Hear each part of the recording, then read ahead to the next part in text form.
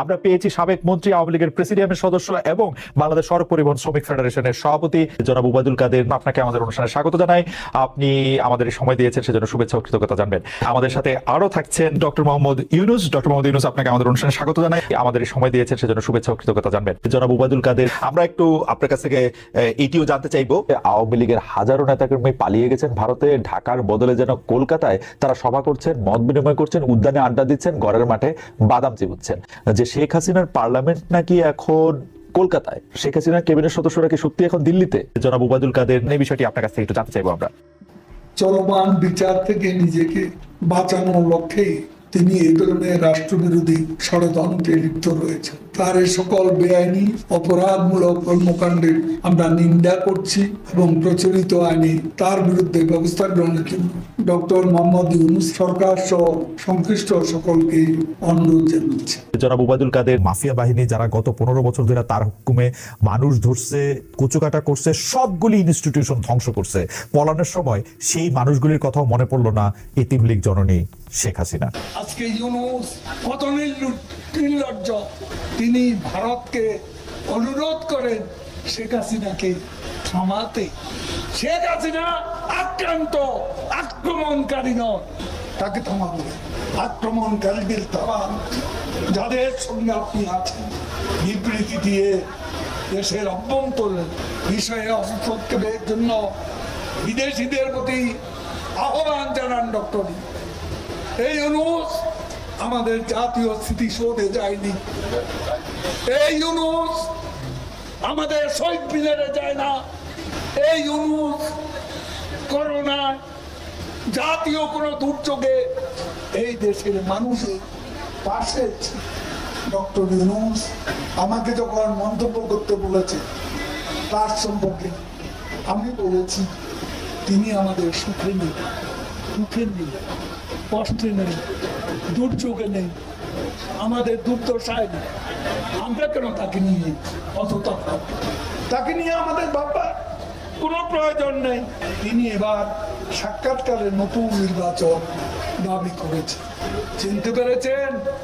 কোটা আন্দোলন, অগ্নিসন্ত্রাস, সাম্প্রতিক সহিংসতার সাথে এই বিবৃতির সংযোগ আছে কিনা তা ভেবে দেখা দরকার। ডক্টর ইউনুস এদেশীয় সংস্কৃতি লালন করেন। আজকে ডক্টর ইউনুস শ্রমিকদের অর্থ আত্মসাৎ করেন, তিনিও আজকে মাঠে নেমেছেন। অতীতে তিনি রাজনৈতিক দলগুলোর 111-এ সারা পান না, যার বিরুদ্ধে মামলা চলমান, যিনি দেশের আইকনিক প্রকল্প পদ্মা সেতু নির্মাণের বিরোধিতা করেছে, তিনি আবার সক্রিয়। আগে গোপনে করেছেন, এবার তিনিও এসেছে প্রকাশ। আমাদের বন্ধু আছে ভাই, বাইরে আমাদের বন্ধু আছে, প্রভু নাই। আমাদের বিবেক আমাদেরকে চালায়, কোনো বিদেশি শক্তি নয়। আপনারা দেখেছেন সম্প্রতি সংগঠিত বিএনপি, জামাত, ছাত্রদল, শিবিরের সন্ত্রাসী গোষ্ঠী, সন্ত্রাস, সহিংসতা, নারকীয় হত্যাযজ্ঞের অসংখ্য তথ্য একের পর এক উন্মোচিত, যা থেকে প্রমাণিত এই ধ্বংসযজ্ঞ সুপরিকল্পিতভাবে বিএনপি, জামাত সংগঠিত করেছে। সারা দেশ থেকে তারা তাদের সন্ত্রাসীদের ঢাকায় এনে হত্যা, সন্ত্রাস, ধ্বংসলীলা মেতে উঠেছে। জনাব উবায়দুল কাদেরকে আপনাকে অনেক ধন্যবাদ, আপনি আমাদেরকে সময় দিয়েছেন। আমি সরাসরি প্রশ্নে চলে আসি। শেখ হাসিনা স্পষ্টতই আপনাকে অপছন্দ করেন, অনেক কিছুর জন্য আপনাকে দায়ী করেন, পদ্মা সেতু এবং এই সেই। এর কারণ কি বলে আপনি মনে করেন? আপনাকে কি তিনি তার প্রতিদ্বন্দ্বী মনে করেন, নাকি সত্যি তার কাছে এমন কোনো তথ্য রয়েছে যে আপনার বিশাল কোনো রাজনৈতিক অভিলাষ রয়েছে? আপনি কি রাজনৈতিকভাবে তার প্রতিদ্বন্দ্বী হয়ে উঠছেন বলে তিনি আপনাকে অপছন্দ করছেন, না কি কারণে? আপনার কি মনে হয়? আমার মনে হয় উনি মনে করেন যে আমি দেশের সর্বোচ্চ ডাকু, সন্ত্রাসী, কিংবা আমি অপরাধী, আমি সেরা চোর, এই জাতীয় জিনিস মনে করেন। কাজে সেগুলো ব্যাখ্যা করেন উনি তার মনকে। উনি বলেন যে আমি সুদখোর, আমি ঘুষখোর, আমি সব এমন সব কটু শব্দ ব্যবহার করেন যাতে মনে হয় যে আমার সম্বন্ধে তার ধারণা খুবই খারাপ। কিন্তু এইটা তো এরকম ছিল না। আমরা দেখেছি যে 96 থেকে 2001 সাল পর্যন্ত নানাভাবে এই সরকারি বা আওয়ামী লীগ সরকারি আপনার সাথে বা আপনি আওয়ামী লীগ সরকারের সাথে একসাথে কাজ করতে কোনো সমস্যা হয়নি। আপনি এইটার জায়গাটাকে একটু ব্যাকগ্রাউন্ডটাকে আমাদের একটু বলা যাবে যে আপনার কাছে কি মনে হয় কেন এই শত্রুতার বা কেন এই অপছন্দের বিষয়টা একটু সৃষ্টি হলো বা তৈরি হলো? যেই হোক, এটা আমার তরফ থেকে হয়নি। আমি তাকে যথাবৎ শ্রদ্ধা করে নিয়ে গেছিলাম আমাদের মাইক্রোক্রেডিট সামিটে ওয়াশিংটন ডিসিতে। আমাদের প্রধান অতিথি করে নিয়ে গেছি, সবাই সম্মান করেছে। কারণ এই মাইক্রোক্রেডিটটা তখন পৃথিবীর সামনে আসছে, বড় আকারে আসছে, এবং এটা বাংলাদেশের অবদান হিসেবে সবাই স্বীকৃতি দিচ্ছে। ওয়াশিংটনে দুনিয়ার সেরা যারা সবাই উপস্থিত ছিলেন, তার মধ্যে আমরা ওনাকে নিয়ে গেছিলাম এই জন্য যে বাংলাদেশের পক্ষ থেকে এই গৌরবটা যেন তিনি আমাদের পক্ষ হয়ে গ্রহণ করেন। উনিও রাজি হয়েছেন, উনিও গেছেন, করেছেন। কাজে এটা স্বাভাবিকভাবে এই সম্পর্ক থেকে যাওয়ার কথা ছিল, কিন্তু কি কারণে এটা ঘাটতি হতে আরম্ভ করলো বুঝতে পারলাম না।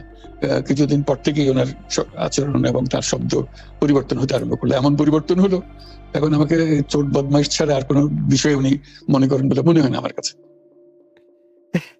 আসলে এটা নিয়ে কথা বলাটা একটু বিব্রতকরই, কিন্তু কেউ কেউ এটা বলে থাকেন যে বিশেষ করে যে 2007 সালে যে 111 সরকার আমরা যাকে বলি, তাদের যে বিরাজনীতিকরণের একটি চেষ্টা, সেই চেষ্টার মধ্যে আপনার অংশগ্রহণ আছে কিনা। যদিও বারবার বলা হয় যে আপনি আসলে সেই ক্ষমতাটা দখল করতে চেয়েছিলেন, অথচ আমরা উল্টা শুনেছি, আপনার মুখেও শুনেছি, যারা ওই সময় কুশলভ ছিলেন তাদের মুখেও শুনেছি যে আপনাকে আসলে অফার করা হলো, আপনি সেটি ফিরিয়ে দিয়েছিলেন।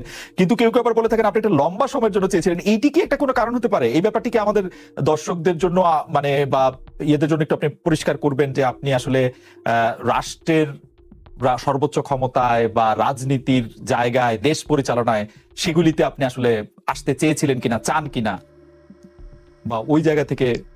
যদি চাইতাম খালেদ, যদি চাইতাম, তখন যখন মিলিটারি আমার বাসায় এসে বসে রইল সারা রাত আমাকে রাজি করানোর জন্য, আমি তো লুফে নিতাম। রাজি করানোর জন্য বসে থাকতে হবে কেন?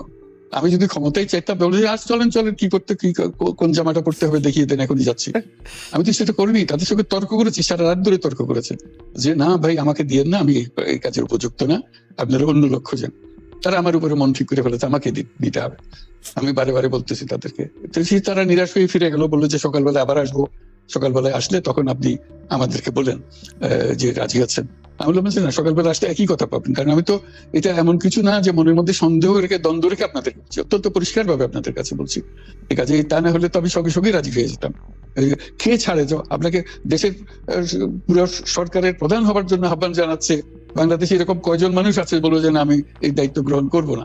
আমি তো করলাম সেটা, এখন আমার নামে বলা হচ্ছে 10 বছর ছিল। আমি বছর নিয়ে প্রশ্নই ওঠে না। প্রশ্ন হচ্ছে আগামীকাল সকালবেলা আপনি শপথ গ্রহণ করবেন, এই কথা। আমি বলছি না, করবো না। তারপরে এরপরে তো কয় বছর, কয় কাণ্ড। আমি 10 বছর দিয়ে কি করবোটা কি? আমি 10 বছর দিয়ে, আমি তো বলছি আমি এই কাজের জন্য নই। দেশে আমার দেশ পরিচালনা করা আমার দায়িত্ব না, আমার কাজ না। আমি জানি না এটা কিভাবে করতে হয়, আমি যেটা জানি সেটা করি। আপনার মেয়ে মনিকা ইউনুস সম্প্রতি একটি সাক্ষাৎকার দিয়েছেন CNN-এ।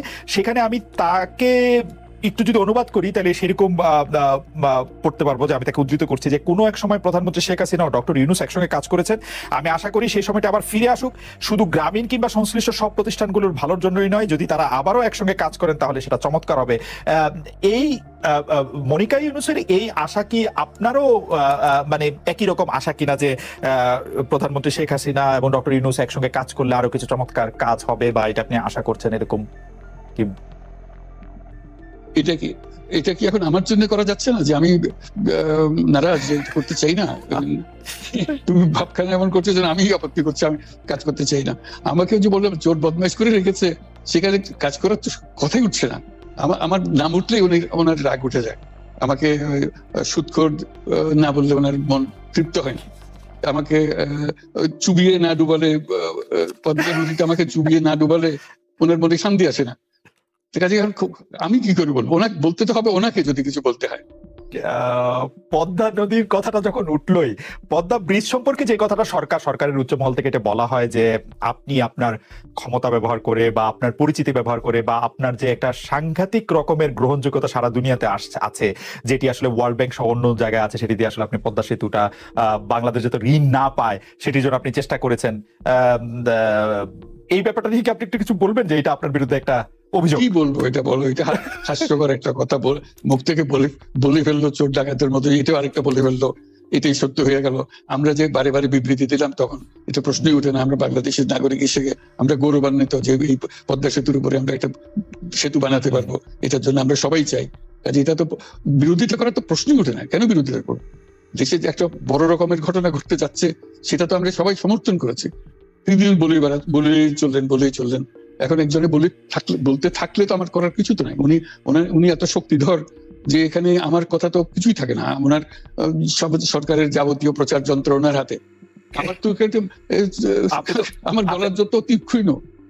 আপনি তো কথা বলেন না, বললে তো নিশ্চয়ই আপনার সাথে না। একটি প্রশ্ন আসছে যে পদ্মা সেতুর যখন উদ্বোধন করা হবে তখন কি আপনাকে নিমন্ত্রণ জানানো হয়েছিল, যে মানে রাষ্ট্রের পক্ষ থেকে এরকম বলা হয়েছিল যে আপনাকে নিমন্ত্রণ জানানো হবে, বা আপনি মনে আছে কিনা? মনে পড়ে না এরকম করছে। আচ্ছা। মনে